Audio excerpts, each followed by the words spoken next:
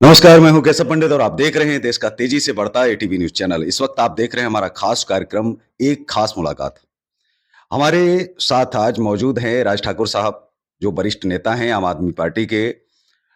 उनसे हम बातचीत करेंगे, जानेंगे कि हिमाचल प्रदेश में आम आदमी पार्टी की स्थिति क्या है, आम आदमी पार्टी वर्तमान में क्या कर रही है, आम आदमी पार्टी क्या वाकई में अब जो है आंदोलन करने वाली है, कुछ बड़ा करने वाली है, क्या विस्फोटक करने वाली है। आज का इंटरव्यू आपके लिए बहुत महत्वपूर्ण रहेगा यदि आप आम आदमी पार्टी के प्रशंसक हैं या आम आदमी पार्टी को आप देखना चाहते हैं कि हिमाचल प्रदेश में यदि आएगी तो किन मुद्दों पर काम करेगी, यह भी हम जानने का प्रयास करेंगे। तो सबसे पहले राज ठाकुर साहब, आपका एटीवी न्यूज चैनल पर बहुत बहुत स्वागत है।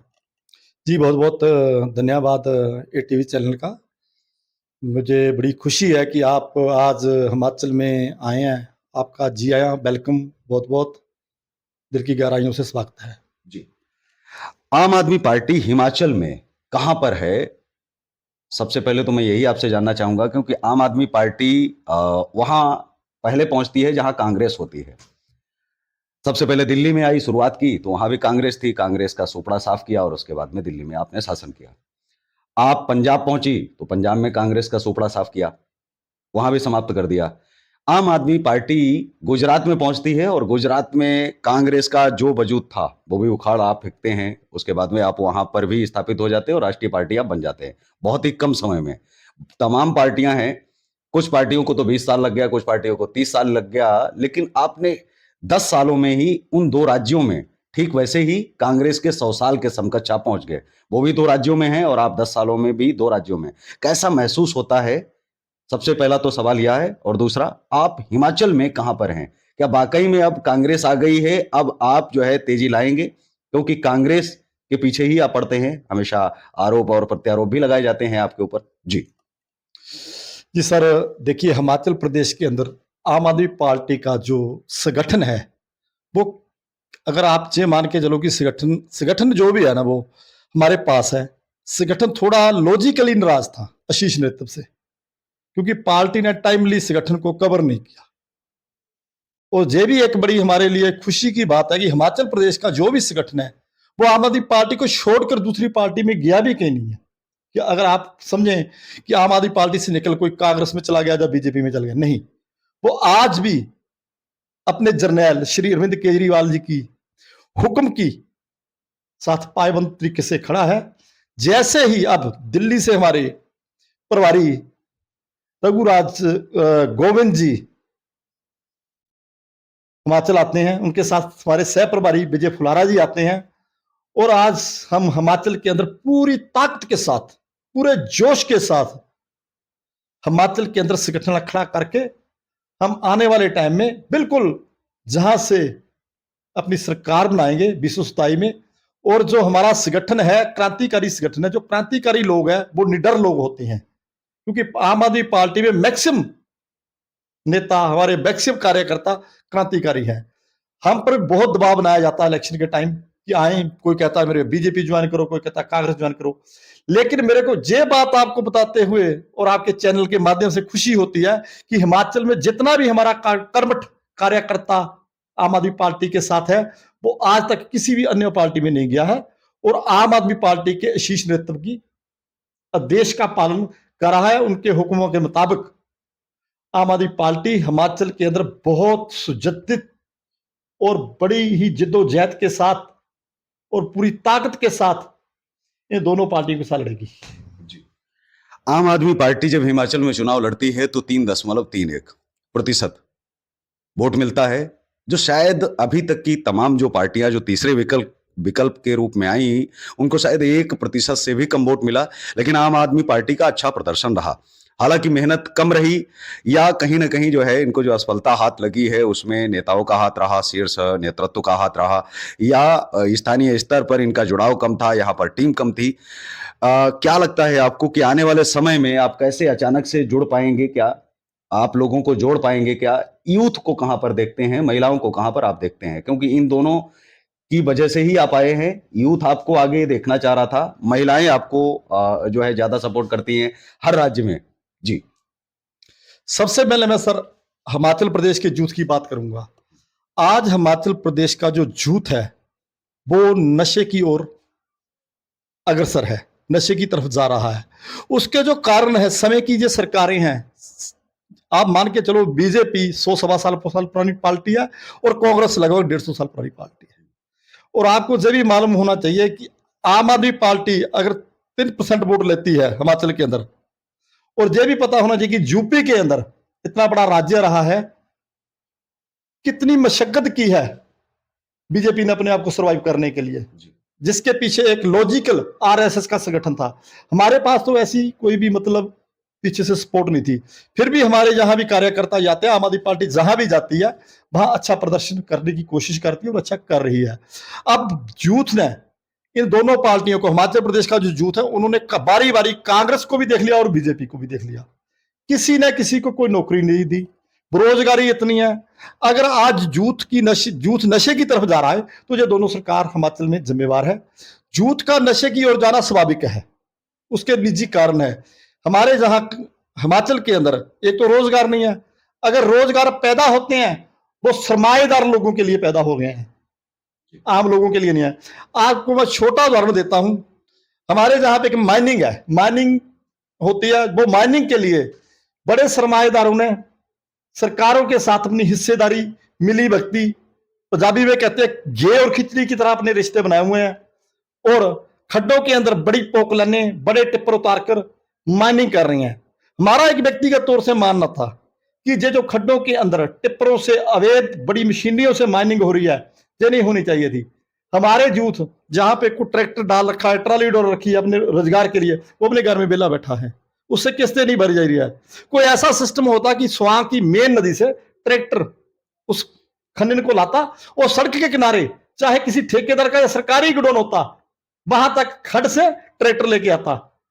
ऐसा करने से हजारों लाखों यूथ हमने बेरोजगार नौजवानों को रोजगार मिलना था। अगर यूथ आज एक ट्राली रेते की उठाने जाता है तो उसको ऊपर पर्चा हो जाता है। ऐसी निकम्मी सरकारें हैं, लेकिन खुद जो चोरों के साथ रलके पूरे हिमाचल को उन्होंने बर्बाद कर दिया, जिसका नतीजा आज आपने देखा है कि आज लैंडस्लाइडिंग जो हिमाचल प्रदेश है 1 नंबर में आ चुका है।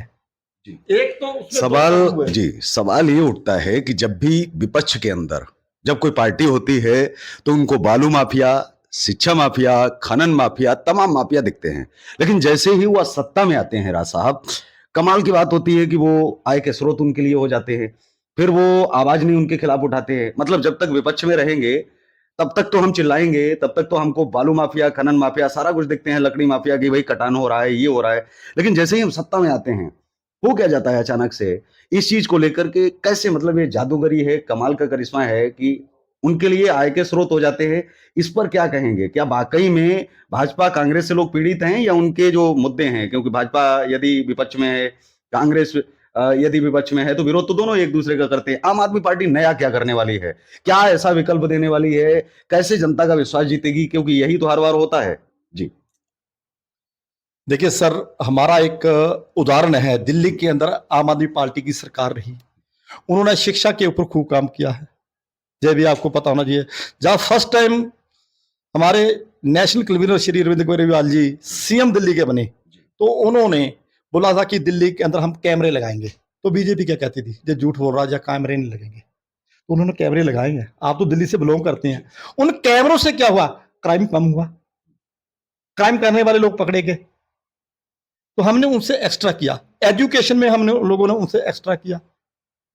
बसों के किराए के लिए बात की है दिल्ली में, तो हमने माफ किया। पंजाब में सरकार बनी है, 300 यूनिट बिजली बैठते समय माफ की गई। पंजाब में हमारी एक शर्त नहीं थी कि हम एक एमएलए एक पेंशन करेंगे। भगवंत मान साहब बैठे, उन्होंने एक एमएलए एक पेंशन की। उन्होंने कहा एक 52 साल जॉब करने वाला एक पेंशन लेता है। ये 5 साल अपनी ड्यूटी करके फिर 5 साल ड्यूटी करते हैं, 2-2, 3-3 पेंशन ले रहे हैं। तो हम उनसे लगी तो कर रहे हैं, हम यूथ को भी कह रहे हैं, हम यूथ के लिए लगी तो सोच रही है। अगर माइनिंग के ऊपर मैं यही तो कह रहा हूं, अगर हिमाचल के अंदर कल को माइनिंग करनी पड़ती है तो उसके 2 तो उदाहरण रहेंगे ना जी। माइनिंग कोई भी चीज है, वो जब उसकी प्रोडक्शन बढ़ती है, उसकी किसी भी चीज की प्रोडक्शन बढ़ती है तो वो रुकती नहीं है, लेकिन उसको लीगल करने का तरीका भी तो होना चाहिए। एक टिप्पर 50 ट्राली का माल ले जा रहा है, अगर वो 50 ट्राली में से 25 बंदे को हम दे दें कि जो 25 ट्राली तुम लेके आओगे नदी से निकाल के जहां किनारों में फेंकेंगे, एक तो वहां पोकलेन से नुकसान नहीं होगा, उसका चीरहरण बलात्कार नहीं होगा उस नदी का, और दूसरा कल को वहां बड़े खड्डे डलने से जो लोगों की कैचुअलिटियां मौतें होती हैं वो नहीं होनी है। ठीक है ना जी। हमारे पास सरकारी जो लोगों को देने के लिए नहीं है, प्राइवेट काम हम यूथ को करने नहीं दे रहे हैं, तो यूथ नशे की तरफ ही जाएगा, किधर जाएगा, जा फिर वो आतंकवादी बनेगा। देखो मेरी बात सुनो, जीवन है उसने भी गुजारा करना है। और एक बड़े दुर्भाग्य की बात है, मेरे को, मैं आपके चैनल से बताना चाहता हूं, अगर मैं 80,000 रुपया सैलरी ले रहा हूं, किसी भी विभाग में हूं, तो मैं स्ट्राइक करने बैठ जाता हूं। अरे जिसके पास कुछ भी नहीं है वो भी तो गुजारा कर रहा ना। मेरे को ये भी बात समझनी चाहिए।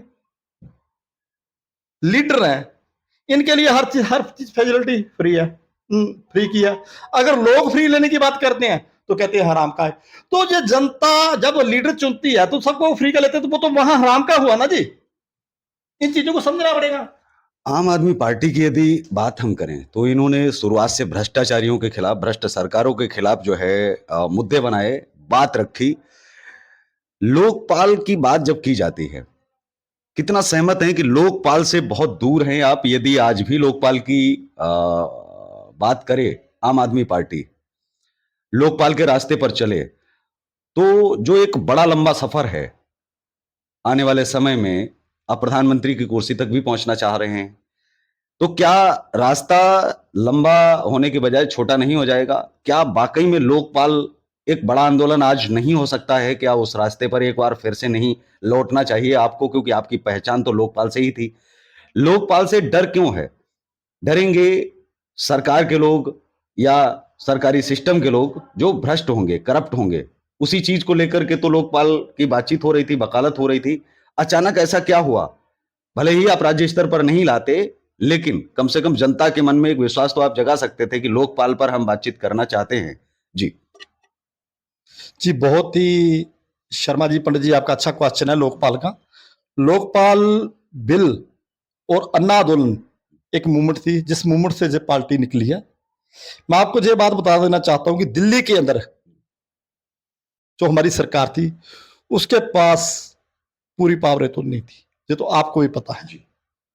वो एक नाम की सरकार थी, जो वो करना चाहते थे वहां तक नहीं कर पाते थे, क्योंकि सेंटर सरकार थी, एमसीडी सरकार थी, ये सारा जो ऊपर दबाव था। देखिए मेरी बात सुनिए, एक सीधी बात मैं आपको बताता हूं, आप मेरे से ऊपर है, मैं नीचे काम करना चाहता हूं, लेकिन एक पैरामीटरी, एक जो कागजी वर्क है, वो तो हम लोगों ने आपस में करना ना।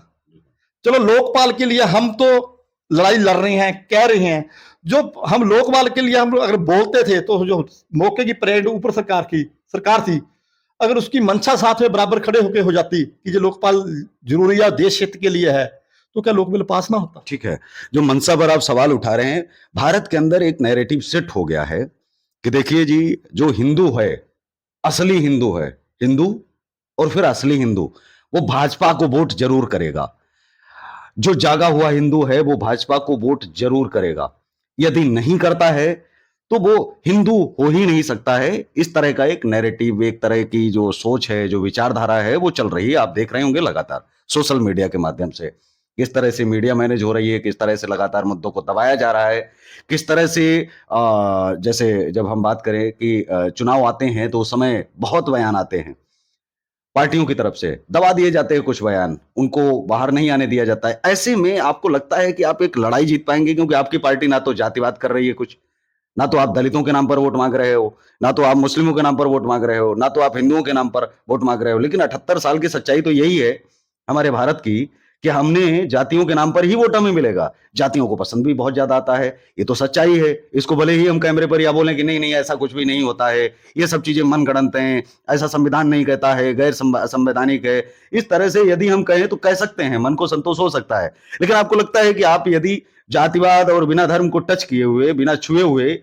आप भाजपा के आगे जा पाएंगे? भाजपा के सामने एक बड़ी लकीर आप खींचने में कामयाब होंगे? जी बहुत अच्छा आपका सवाल है।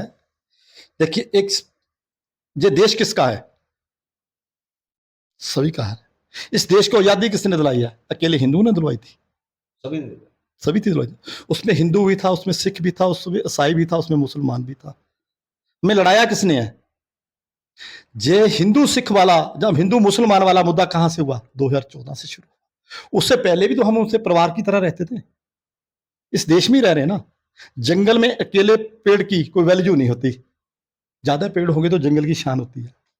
ये देश, ये नदियां, ये पहाड़, ये दरिया, ये हमारी एक संस्कृति है। अब एक जंगल में एक ही किस्म के पेड़ क्यों हैं, ये समझने की जरूरत है। अगर भगत सिंह जी ये बात सोच लेते कि हम तो आजादी हिंदुओं को दिलवाएंगे, जब सिखों को दिलवाएंगे, हिंदुओं को नहीं दिलवाएंगे, तो देश आजाद होता था? होता? कभी नहीं होता। हमारी जो पार्टी है, हमारी जो सोच है, हमारी सोच सरदार भगत सिंह, बाबा साहब अम्बेडकरवादी सोच है। हम उस सोच के साथ चले हैं। हमें नहीं चाहिए हिंदू सिख मुसलमान, ये चीजें हमने नहीं करनी है। अगर देश की आजादी में सबसे ज्यादा कुर्बानियां दी हैं तो किसने दी हैं? बंगाल और पंजाब ने दी है। तो आज पंजाब क्या सहन कर रहा है? और एक आज तक सरकारों का देता रहा कि अगर सेंटर में सरकार बीजेपी की हुई तो पंजाब में सरकार अपोजिट होती है। आप इसका इतिहास निकाल के देख लो, वो कभी झुकते नहीं है, दबते नहीं है। हम पंजाब टच एरिया है, पंजाबी लोग हैं। हमें बाद में 71 में से पहले बांटा गया, जैसे भी अलग सूबा बन गया, ये चीजें होगी, हम निकले हुए पंजाब का हिस्सा है, हम पंजाबी लोग हैं। सो मैं जहां तक स्वाभाविक समझता हूं कि देखिए, ये देश के लोगों ने, जूथ ने, आज जो जूथ, मेरे को ये बताइए कि अगर बीजेपी वाले हिंदू हिंदू लेके नाच रहे हैं, तो जूथ, हिंदुओं का जूथ जो नशे में धकेला जा रहा है, तो उसको रोक क्यों नहीं लेते? जूथ को भी तो ये बात समझनी चाहिए ना। ये हिंदूवादी सोच के सहारे और हमारे देश के झंडे के, हमारे तिरंगे झंडे के सहारे, और पाकिस्तान को गालियां देकर मुसलमान को लड़वा के ही तो कांग्रेस सरकार बनाती है। इन्होंने इस चीज को डेवलप करने के लिए 50 साल 60 साल लगाए हैं। हमने भाईचारे के तौर से सभी को साथ लेके, गांधीवादी सोच को लेके, भगत सिंह जी की सोच को लेके,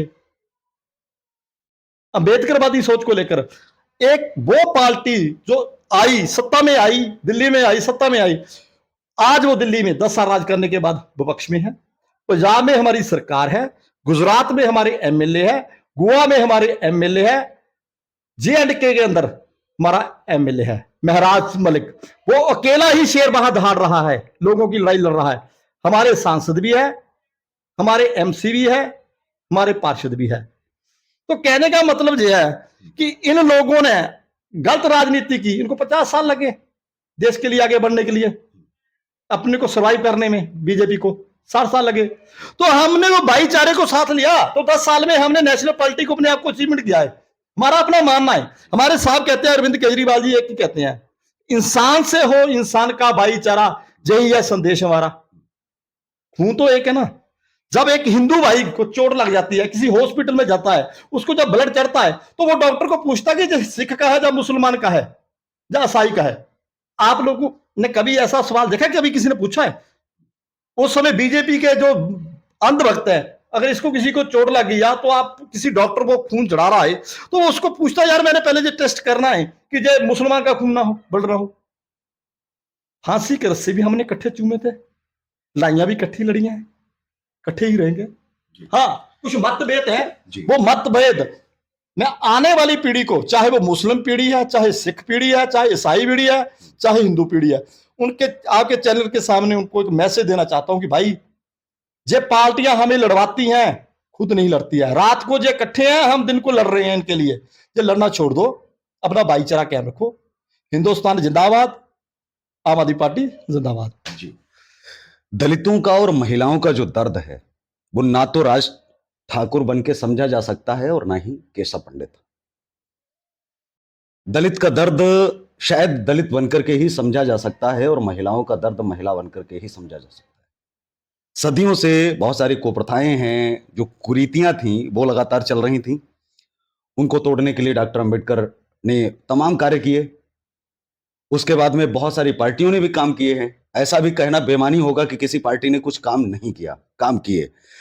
लेकिन क्या वाकई में जिस तरह से जो आपके बयानों में आ रहा है कि आपने दिल्ली में जिस तरह का काम किया, वो पंजाब में आप नहीं कर पा रहे, कहीं ना कहीं आपका यह फेलियर है कि जो एजुकेशन की बात आपने जहां से शुरुआत की थी, हर चीज का जो है रास्ता स्कूल का बस्ता, जो इस तरह से अभी हमारे जनसुराज के एक आए हैं नए नए, पीके साहब, प्रशांत किशोर, उनके बारे में कहा जाता है कि वो प्रधानमंत्री बना देते हैं।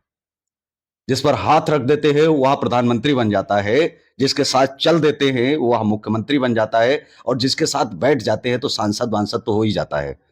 प्रशांत किशोर के बारे में, हालांकि अब वो कितना अपने आप को, अपनी पार्टी को आगे ले जा पाते हैं, ये तो आने वाले समय में जो है पता चलेगा, लेकिन वो ठीक आपके रास्ते पर ही हैं, ऐसा कहा जा रहा है कि नहीं। अब केजरीवाल जो है वहां द्वितीय आ गए हैं बिहार के अंदर। आप शिक्षा का जो रास्ता था, जिससे लोग जुड़ रहे थे, लगातार गरीब भी जुड़ रहा था, हर वर्ग के लोग जुड़ रहे थे, और लोगों को बड़ा पसंद आ रहा था कि बच्चों को पढ़ाना बड़ा मुश्किल है, एजुकेशन बिल्कुल फ्री, महिलाओं के लिए आपने जो किया उसकी भी तारीफ हो रही थी। दिल्ली के अंदर जो जन समस्याएं थी उनको भी आप दूर करने का प्रयास कर रहे थे कि शिक्षा, चिकित्सा और यात्रा तो फ्री ही होनी चाहिए, क्योंकि इस पर सभी का हक है, इसी के लिए तो आजादी हमको मिली है। भारतीय जनता पार्टी आप पर आरोप यह लगा रही है कि आप फ्री बांटते जा रहे हो, लुटा रहे हो, देश बर्बाद कर दोगे। आपने दिल्ली बर्बाद कर दी है, आपने पंजाब बर्बाद कर दिया है। कितना सहमत हैं, और भाजपा की इस बात को कैसे आप जो है गलत ठहराएंगे? जी। बहुत ही बढ़िया सवाल है आपका केशव पंडित जी। जब 2014 के टाइम में बीजेपी सत्ता में आई, आदरणीय नरेंद्र मोदी जी देश के प्रधानमंत्री बने 2014 में, तो मैं एक छोटे लफ्ज में कहूंगा, हमारे देश के ऊपर 64 कर्जा था, 64। आज वो जो 64 कर्जा था, उसका पिछला टर्नओवर देखिए, 50 साल 40 साल राज करने के बाद 64 कर्जा हुआ, और आज देश के ऊपर 175 पैसे, 1 रुपया 75 पैसे कर्जा है। वो कर्जा कैसे हो गया? शिक्षा तो दिल्ली और पंजाब में ही फ्री दी गई है, तो वो वैसे बाकी का कर्जा कैसे हो गया? उसके ऊपर भी तो मतलब संज्ञान लेना चाहिए, लोगों को समझना चाहिए ना जी। अगर एक बच्चे को पढ़ाने से आप समझते हैं कि कर्जा होता है, तो मैं कह रहा हूं वो सरकार आनी ही नहीं चाहिए कहीं। शिक्षा क्या है? शिक्षा हमारी एक ताकत है, वो ताकत है जो एक ताकतवर हथियार से भी बड़ी है। आप ये बात सुनिए, ये जो जितने भी लीडर हैं, इनके बच्चे कहां पढ़ रहे हैं? विदेशों में। हमारे बच्चे कहां पढ़ रहे हैं? हिंदुस्तान के अंदर। आज सरकारी स्कूल फेल कर कर इन्होंने प्राइवेट स्कूल कामयाब कर दिए। जो सरकारी स्कूल में 80,000 या 60,000 रुपया सैलरी लेने वाला टीचर है, क्या वो निकम्मा है? एक प्राइवेट स्कूल में 8,000 10,000 सैलरी लेने वाली टीचर, मेरी बहन, वो बच्चों को पढ़ा रही है, तो इसका मतलब उसकी काबिलियत ज्यादा होगी। हम बटे कहाँ हैं? हमें बांटा गया है, हमारे दिमाग को मैनिपुलेट किया गया है कि नहीं जी, सरकारी तो अच्छा है, प्राइवेट गलत है। मैं आपके चैनल के माध्यम से कह देता हूं कि मेरा गांव पंडोगा है, डिस्ट्रिक्ट उन्ना है, हरोली विधानसभा से बिलोंग करता हूं। हम लोग इसी स्कूल में पढ़े हैं, और ज्यादा पढ़े भी नहीं। कारण क्या रहा? परिस्थितियां ऐसी रही, गरीबी का दौर था, पर लेकिन जितना भी उन टीचरों ने पढ़ाया है, बड़े मान सम्मान और इज्जत के साथ। आज तो अगर टीचर किसी बच्चे को एक चपेड़ मारता है, घर वाले पहुंच जाते हैं, तो हमारे खुद वो मतलब कुट उट के लाल कर देते थे। आज भी अगर वो टीचर किसी भी वर्ग से हैं, एससी वर्ग से भी है, ब्राह्मण वर्ग से भी है, राजपूत वर्ग से भी है, हमें आज भी मिलते हैं, चाहे एससी वर्ग से हो चाहे कोई हो, हम उनके 5 जूते समान देते हैं उनको। ये चीज किसने सिखाई? बाबा साहब अम्बेडकर जी ने सिखाई। अब शिक्षा की बात कर रहे हैं, अब कांग्रेस और बीजेपी की सेम एक ही एजेंसी है, दोनों में फर्क कोई नहीं है, लेकिन हिमाचल की जनता और हिंदू किसान की जनता इनको समझ नहीं पा रही है। वो समझ रही है, इन लोगों ने उनके हाथ से रोटी इतनी दूर कर दिया कि वो रोटी कमाने में ही सिर्फ व्यस्त है। वो जब वोट होती है लास्ट में 5 दिन सोचती है, ये देखते हैं भीड़ किसके पास ज्यादा है, उसको वोट डाल देते हैं। ना समझी जो झूठ है, जो वोटर है वो बिल्कुल ना समझे, वो भीड़ की तरफ हो जाता है। होना क्या चाहिए? क्यों नहीं हो रहा? क्योंकि उनकी सोर्सेस उनके पास है नहीं, खर्चे इतने बढ़ गए हैं, उन खर्चों को पूरा करने में पूरा दिन 24 घंटे व्यस्त है। अब हिमाचल में क्या हुआ है, सुखविंदर सिंह सुक्खू जी हिमाचल प्रदेश के बाबी मुख्यमंत्री है, कांग्रेस की सरकार है, जहां भी स्कूल बंद हो रहे हैं। यूपी के अंदर आदित्यनाथ योगी जी, बाबा जी की सरकार है, वहां भी स्कूल बंद हो रहे हैं। काम तो दोनों एक ही कर रहे हैं ना, अलग तो नहीं कर रहे हैं। फिर इसमें क्या होगा, ये इस चीज को लेके चले हैं कि मैंने राज किया, मेरी अगली पीढ़ी राज करेगी। लोगों को शिक्षा से दूर रखेंगे, लोग सिर्फ इसलिए जिंदा रखेंगे, उतना देंगे इनको कि जिंदा रहे, वोट डालने वाले दिन आए हमें वोट डाल दें। विचारिक तौर पर जो वोटर है वो कन्वे ही नहीं है, उसको पता ही नहीं चल रहा मैं कहां जाऊंगा। ना तो उसको रोजगार देना चाहते हैं, ना उसको काम करने देना चाहते हैं। प्राइवेट सेक्टर में भी काम है। आपको मैं एक बड़ी बात बता दूं आपके चैनल से, मेरे मन में एक शंका है। एक ट्रांसपोर्ट है सिस्टम है, ट्रांसपोर्टेशन सिस्टम, ये जो व्हीकल है ना, इसमें बहुत बड़ा फ्रॉड हुआ है। ये व्हीकल इतने महंगे थोड़ी थे। जब से मोदी सरकार आई है, इन्होंने सारी कंपनी को बुलाया, बिठाया, व्हीकलों के रेट उठा दिए। आपकी जानकारी के लिए बताता हूं, एक टाटा की 10 टरी गाड़ी आती है, जितना रेट उसका 2015 में था, मान लो आज उससे डबल रेट से ऊपर है। अगर 15 मॉडल गाड़ी को और आज 25 मॉडल गाड़ी को आप खड़ा करके दोनों का कंपैरिजन करेंगे ना, उसमें ना तो ये है कि जो आज 32 लाख वाली गाड़ी है कि उसकी एवरेज 8 की हो गई है, या उसकी टेक्नोलॉजी बहुत अप हो गई है, कुछ ऐसा नहीं है खास, कोई ऐसा खास नहीं है। उसको टेक्नोलॉजी में इतना गंदा कर दिया है कि आपने देखा होगा, किसी चैनल ने नहीं आज तक बोला, मेरे को दुख की बात है, ट्रांसपोर्ट चैनल में किसी ने नहीं बोला, नई गाड़ियों को आग लगती जा रही है, खड़ी है गाड़ी आग लगी। आपने ऐसे केस बहुत देखे होंगे रोडों के ऊपर, क्या है वो। एक सवाल है जो शायद बहुत कम नेताओं से किया जाता है। सवाल यह है कि इस देश की आजादी किसने जो है दिलवाई। इस देश के अंदर 70% जो पत्रकार थे उन्होंने आजादी दिलवाई। इस देश को 5 प्रधानमंत्री भी पत्रकारिता ने ही दिए हैं। इस देश का संविधान निर्माता भी एक पत्रकार ही था। इस देश में करेंसी के ऊपर जिसकी फोटो है वो भी एक पत्रकार है, महात्मा गांधी। इस देश के अंदर देश का प्रथम राष्ट्रपति वह भी एक पत्रकार ही था। पत्रकार शहीद आजम भगत सिंह, यदि हम कहें, दैनिक सैनिक में लेख लिखते थे, तमाम अखबार थे उनमें लेख लिखते थे। नेताजी सुभाष चंद्र बोस ने फॉरवर्ड वीकली, फॉरवर्ड, स्वराज, उसके बाद आजाद हिंद रेडियो ही स्थापित कर दिया था।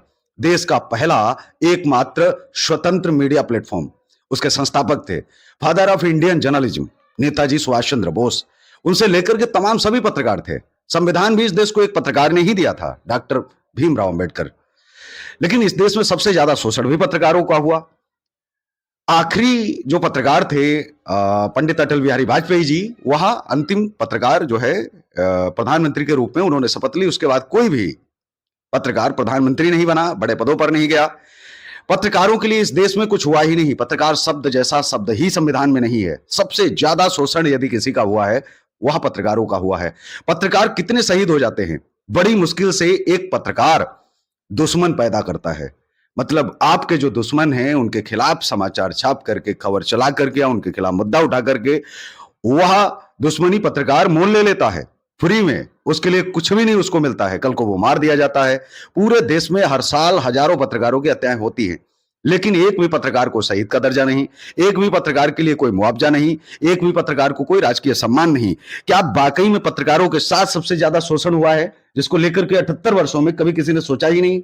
मतलब पत्रकार इस देश में सिर्फ केवल इस चीज के लिए पैदा होता है कि आएगा, आवाज उठाएगा, माइक लेकर के आएगा, कोई कलम लेकर के आएगा, लिखेगा, चलता बनेगा, सरकार बन गई तो ठीक है, नहीं तो कोई बात नहीं है। बाहर धक्के मार के उसको बाहर निकाल दिया जाएगा, प्रेस कॉन्फ्रेंस करेगा। पत्रकारों का शोषण कितना हुआ। पत्रकारों ने इस देश को क्या दिया, आजादी दी, देश दिया, संविधान दिया, सब कुछ तो दिया। पत्रकारों के लिए कभी कोई प्रधानमंत्री, कभी कोई मुख्यमंत्री क्यों अच्छा और बड़ा कानून लेके नहीं आता। क्या पत्रकारों के परिवार नहीं है, क्या उनका वेतन भी नहीं है। वो तो 10 पैसे किसी से खबर के नाम पर भी नहीं ले सकते हैं। वकील ले सकता है फीस के नाम पर, डॉक्टर ले सकता है फीस के नाम पर, लेकिन पत्रकार नहीं ले सकता। और पत्रकार को कितनी सुरक्षा मिलती है, उनके परिवारों का कितना ख्याल रखा जाता है, और उनके ऊपर बेबुनियाद झूठे आरोपों में फंसा करके उनको जेल भेज दिया जाता है। उसके लिए उनको कोई न्यायिक व्यवस्था नहीं है और कोई भी सरकार उनका साथ नहीं देती है, ना ही पक्ष ना विपक्ष। पत्रकारों का दोहन और शोषण कब तक चलेगा, क्या उसके लिए भी आम आदमी पार्टी में कोई जगह है? क्या एक पार्टी जो अपने आप को कहती है कि किसी के साथ हम गलत नहीं होने देंगे? जी जी बहुत अच्छा सवाल किया है। पत्रकारिता और पत्रकार मीडिया ये देश की तीसरी आंख है, जिन्होंने हमेशा अन्याय के बरखिलाफ आवाज उठाई है। जो क्रांतिकारी लोग होते हैं, पत्रकार कौन है? उनके अंदर देश की भावना है, देश के प्रति प्यार है, लोगों के प्रति हमदर्दी है। तभी तो वो जाके लाखों हजारों करोड़ों में खड़ जाते हैं, निडर होके बोलते हैं। भगत सिंह जी कौन थे? क्रांतिकारी थे। आज दिन तक क्या उन्हें खिताब दे दिया इन सरकारों ने शहीद आजम का? जो आदमी देश के हित की बात करेगा उसके लिए जेल है, फांसी है, सारे कानून उससे उल्ट हो जाएंगे। जिस देश का दुर्भाग्य रहा है, कोई भी सरकार आई है, अगर आप आज एक बात आम आदमी पार्टी की तरफ लेके चलते हैं, तो मैं ये कहना चाहता हूं कि अभी आम आदमी पार्टी उस तय तक नहीं पहुंची है जिस तय तक आप उम्मीद करते हैं। हाँ, एक बात जरूर है कि अरविंद केजरीवाल जिस समय उस तय तक पहुंचेंगे, उस शिखर तक पहुंचेंगे, तो ये चीज खत्म होगी। मेरा अपना व्यक्तिगत तौर से मैं कहता हूं, आम आदमी पार्टी का कार्यकर्ता, लोकसभा अध्यक्ष होने के नाते मैं कहता हूं कि बिल्कुल आपने जो बोला वो सच्चाई बोली है, सच बोला है, दर्द बोला है। आपका जो दर्द है वो मैं महसूस कर सकता हूं, लेकिन बांट नहीं सकता। मेरी बदकिस्मती है। क्या आपने आम आदमी पार्टी के अलावा कभी नेशनल पार्टियों के सामने भी सवाल किया? मीडिया ने नहीं किया। बहुत से मीडिया वाले बहुत अच्छा इस देश को कोऑपरेट कर रहे हैं। कुछ ऐसे मीडिया वाले भी है कि अभी पाकिस्तान के अंदर फौजें इंडिया की बड़ी नहीं, उन्होंने तो कह दिया पाकिस्तान फतेह कर लिया, हमने पाकिस्तान जीत चुकी है, रावलपिंडी खत्म हो गया, इस्लामाबाद खत्म हो गया। मतलब कहने का हर आदमी का अपना अपना एक मकसद है कि मैंने अपने देश के साथ कितनी अपनी ईमानदारी रखनी है, कितनी ईमानदारी रखनी है। यही तो एक लड़ाई है, समस्या है। शीशे के अंदर, महलों के अंदर बैठकर कहते हैं कि हम देश को चला रहे हैं। देश को वो नहीं चला रहे हैं, वो तो देश के ऊपर कर्जा कर रहे हैं। देश को चला रहा है पत्रकार, चला रहा है। अगर ये पत्रकार ना होता तो आज की डेट में ये देश शायद दोबारा गुलाम हो जाता। भारत के अंदर बहुत सारे राज्य हैं जिन पर नजर बनी हुई है। जनता देख भी रही है कि आने वाले समय में विपक्ष का चेहरा कौन होगा। उसमें आम आदमी पार्टी भी थी, तृणमूल कांग्रेस भी है, लोग अन्य पार्टियों को भी देखते हैं, अखिलेश यादव को भी देखते हैं। लेकिन जिन मुद्दों को लेकर के आम आदमी पार्टी ने जो मुद्दे उठाए, उससे जनता को उम्मीद तो जगी ही थी। हालांकि एक बल मिला था आपके खिलाफ, एक शराब का और ईडी का, ये तमाम तरह की जो चीजें की गई और जो चीजें हुई हैं, इन्हें आप कैसे देखते हैं कि क्या वाकई में ज्यादती बहुत ज्यादा की गई आम आदमी पार्टी के खिलाफ? क्योंकि आरोप तो भारतीय जनता पार्टी पूरे जीवन भर कांग्रेस पर लगाती रही कि कांग्रेस ने ये घोटाला किया, वो घोटाला किया। तो जो जेल में असल में जाने चाहिए थे, क्या उनको भेज नहीं पाए? उसका गुस्सा अरविंद केजरीवाल जी पर निकाला गया, क्योंकि उनको थी राजनीति ही जुम्मा जुम्मा 4 दिन बीते थे। तो आम आदमी पार्टी को इतने पीछे से क्यों पड़ गए? कांग्रेस के तो पीछे कभी पड़े नहीं इतना।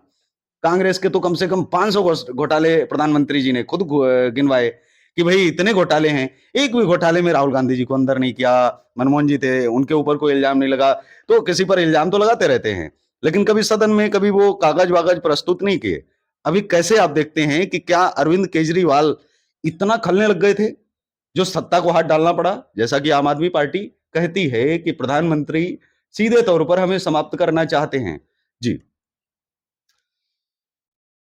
जी, आपका बहुत अच्छा सवाल है। मैं इसमें ये कहना चाहता हूं, देखिए, अरविंद केजरीवाल जी वो शख्स हैं जिन्होंने एक बहुत बड़ी पोस्ट से नौकरी छोड़ी है, दुनिया जानती है। और मोदी जी ने कौन सी नौकरी छोड़ी है देश के लिए? पहला सवाल। आपके सवाल के साथ एक जवाब देगा कि मोदी जी ने देश के लिए कौन सी नौकरी छोड़ी है, वो कौन से रैंक में है, उनके बारे में अरविंद केजरीवाल जी के मेरे को लग रहा है कि मेरे को बताने की जरूरत नहीं है।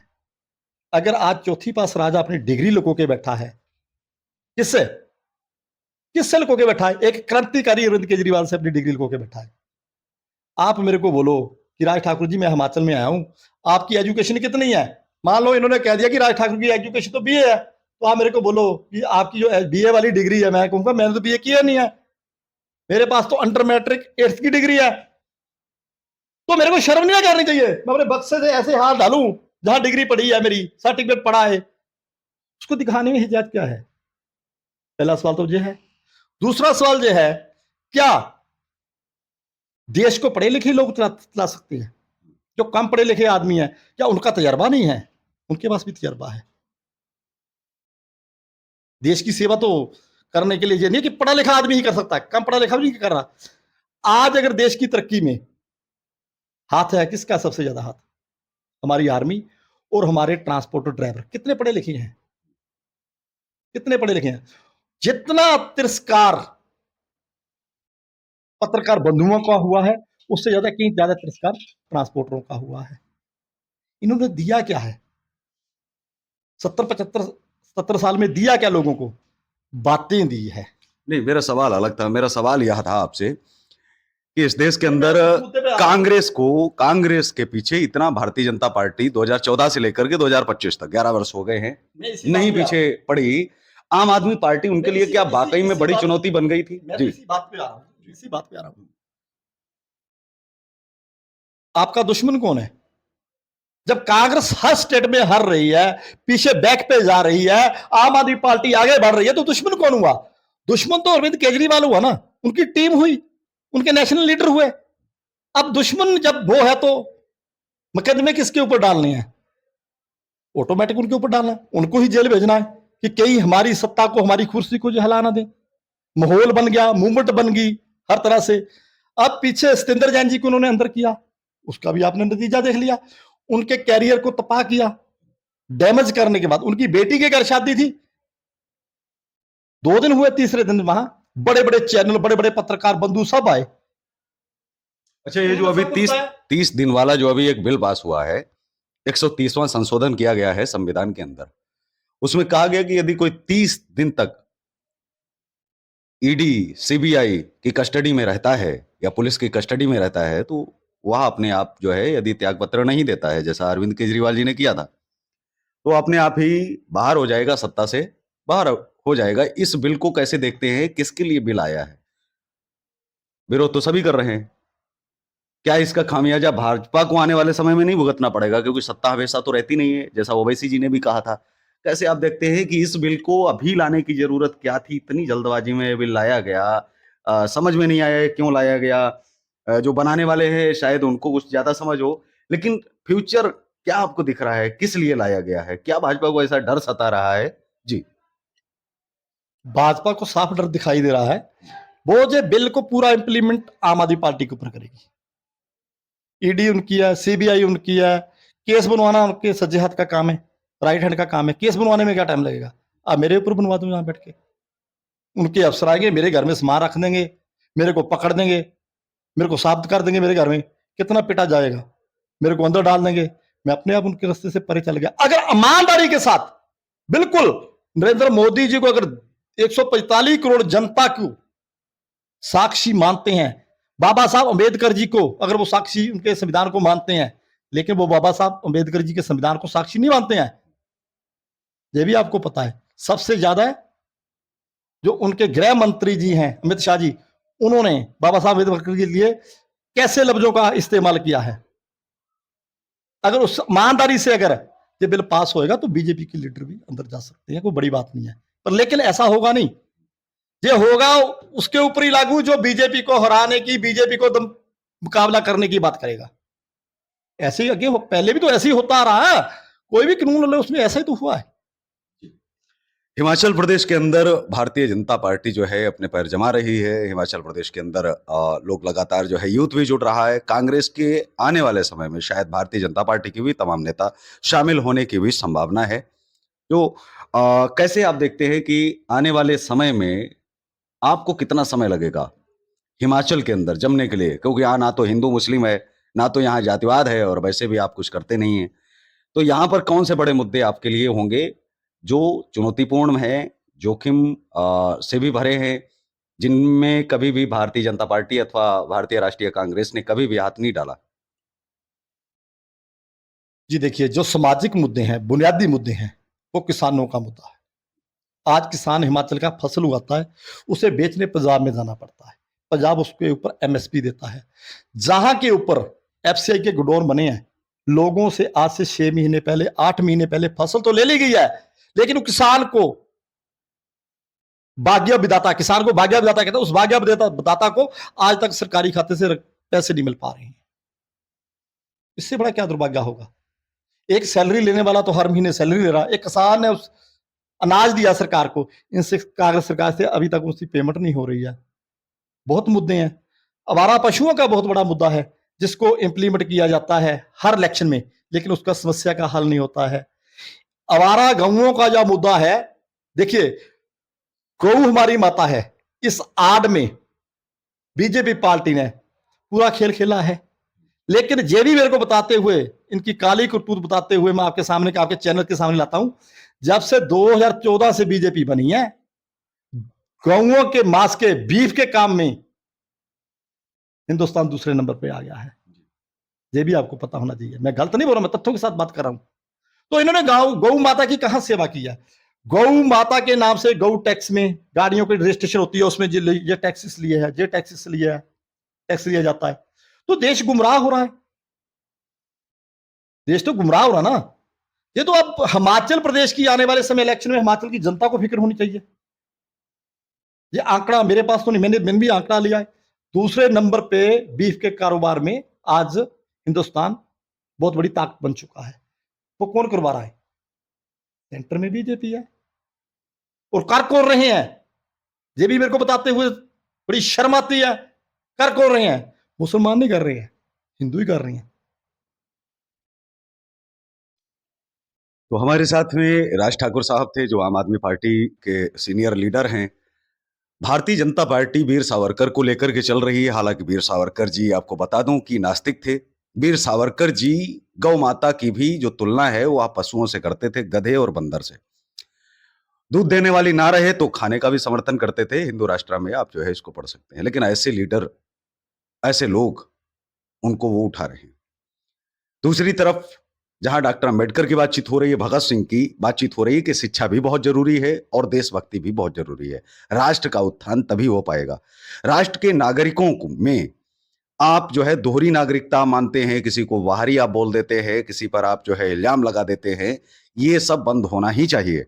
भारतीय संविधान को मानने का सीधा अर्थ है कि आप वाकई में देशभक्त हैं, यदि आप संविधान मानते हैं। लेकिन आप संविधान नहीं मानते हैं तो आप तमाम तरह के सवाल जो है करेंगे। कोई एक व्यक्ति एक अपराध करता है, आप उसको लेकर के सवाल जवाब करने लगते हैं। भाजपा के समर्थक कांग्रेस के ऊपर इल्जाम लगाते हैं और कांग्रेस के भारतीय जनता पार्टी के ऊपर। लेकिन तमाम इस देश के अंदर वो भी पार्टियां हैं जो स्थानीय पार्टी बनी और उसके बाद में राष्ट्रीय पार्टियों तक का उन्होंने सफर तय किया। ऐसी बहुत कम पार्टी हैं, जिनमें बहुजन समाज पार्टी, जिसमें तृणमूल कांग्रेस और अरविंद केजरीवाल साहब की आम आदमी पार्टी भी शामिल है। तो आज के इस कार्यक्रम में बस इतना ही। हमें दीजिए इजाजत। नमस्कार। और आप देखते रहिए देश का तेजी से बढ़ता एटीवी न्यूज चैनल। और चलते चलते राज ठाकुर साहब, आपका फिर से एक बार जो है आभार, धन्यवाद एटीवी न्यूज चैनल पर आने के लिए और बात रखने के लिए, क्योंकि आप बेबाकी के लिए जाने जाते हैं। ठीक वैसे ही आपने बातचीत रखी, जैसे अरविंद केजरीवाल और उनके सिपाहियों को ऐसा बोला जाता है कि आप यदि आम आदमी पार्टी का हिस्सा बन रहे हैं तो आपको हर सवाल का जवाब देना ही पड़ेगा। जी जी, बहुत बहुत धन्यवाद आपका, जो आपने हमें देश के प्रति अवगत करवाया। जय हिंद, वंदे मातरम। हो गया। ओके।